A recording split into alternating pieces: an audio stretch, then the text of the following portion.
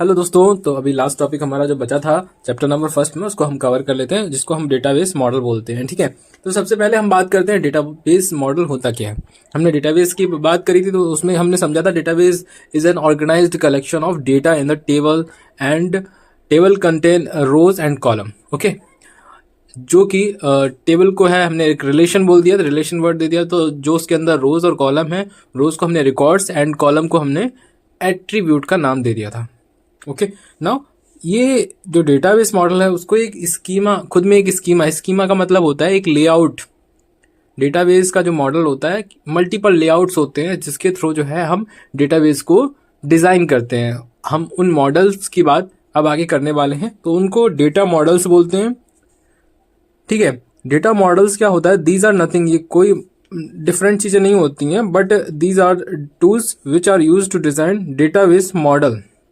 मतलब कि ये टूल होते हैं जिससे हम डेटाबेस मॉडल को डिजाइन करते हैं इनका यूज करके। ठीक है, तो डेटा मॉडल्स जो है बेसिकली कई सारे टाइप के होते हैं। यहाँ पर हम मोस्ट इम्पॉर्टेंट जो कि हमारे सिलेबस से इम्पोर्टेंट है एंड हमारे जॉब रिलेटेड इंटरव्यू अगर होता है तो उसमें पूछे जाते हैं, तो उन दो डेटा मॉडल्स की बात करेंगे। वैसे तो हम लोग पढ़ते हैं डेटा मॉडल्स में, तो हम लोग hierarchical data model, network data models and semi structured data models काफ़ी सारे होते हैं। तो यहाँ पर हम मेन इंपॉर्टेंट जो दो हैं उसको डिस्कस करते हैं, जो कि एग्जाम पर्पज़ के लिए भी इम्पोर्टेंट हैं एंड आपके इंटरव्यू पर्पज़ से भी इम्पोर्टेंट रहेंगे।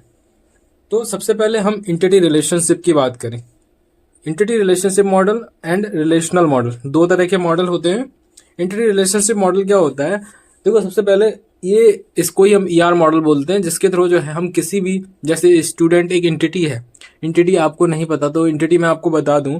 इंटिटी क्या होती है, एक छोटी सी इकाई कह लो, atomic, that can not be subdivided, that is called the entity, जिसको हम आगे डिस्कस करेंगे। जब हम इंटिटी रिलेशनशिप मॉडल में बात करेंगे तब हम इसको क्लियर ब्रीफ में डिफाइन करेंगे। ओके, तो इंटिटी रिलेशनशिप मॉडल एक तरह से कंप्लीट मॉडल नहीं, इसलिए हम इसको यूज नहीं करते हैं अपने डेटाबेस को डिजाइन करने के लिए। ओके, नाउ रिलेशनल मॉडल क्या है। रिलेशनल मॉडल हम यूज करते हैं जितने भी हमारे प्रोजेक्ट्स होते हैं सिंपल टू कॉम्प्लेक्स, हम वहाँ पर रिलेशनल मॉडल फॉलो कर सकते हैं, बहुत ही आसानी से, ईजी होता है।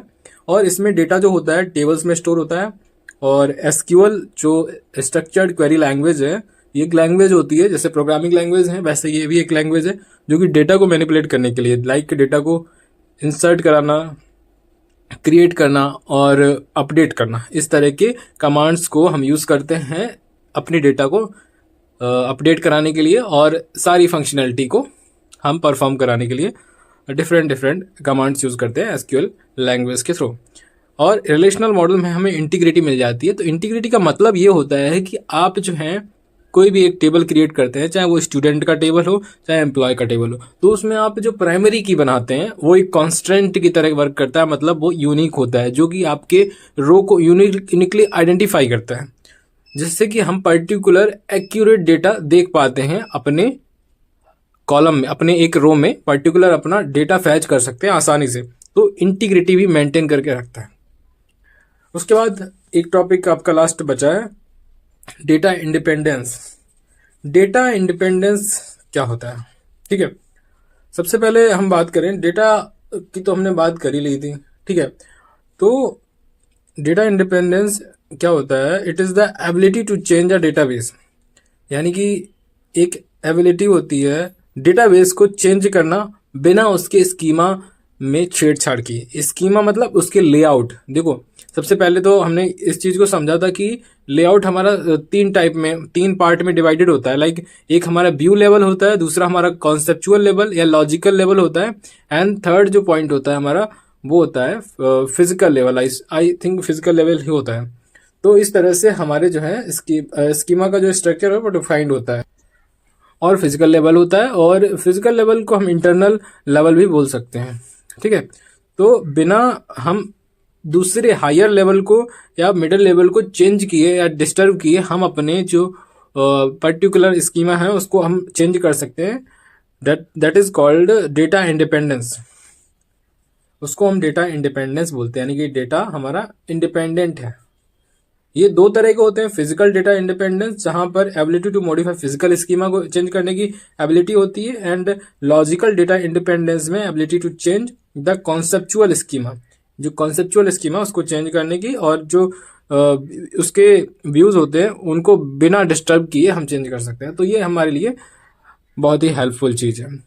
आपका चैप्टर नंबर फर्स्ट पूरी तरीके से कवर हो गया। अभी कोई डाउट हो तो आप कमेंट से बताइए। अगर कोई भी टॉपिक रहेगा उसको नहीं समझ आया तो उसको आपको दोबारा समझाया जाएगा, एंड अगर कोई टॉपिक स्किप हुआ है तो प्लीज़ मेंशन कर दीजिए कमेंट में, इसमें एक नया वीडियो बना देंगे हम।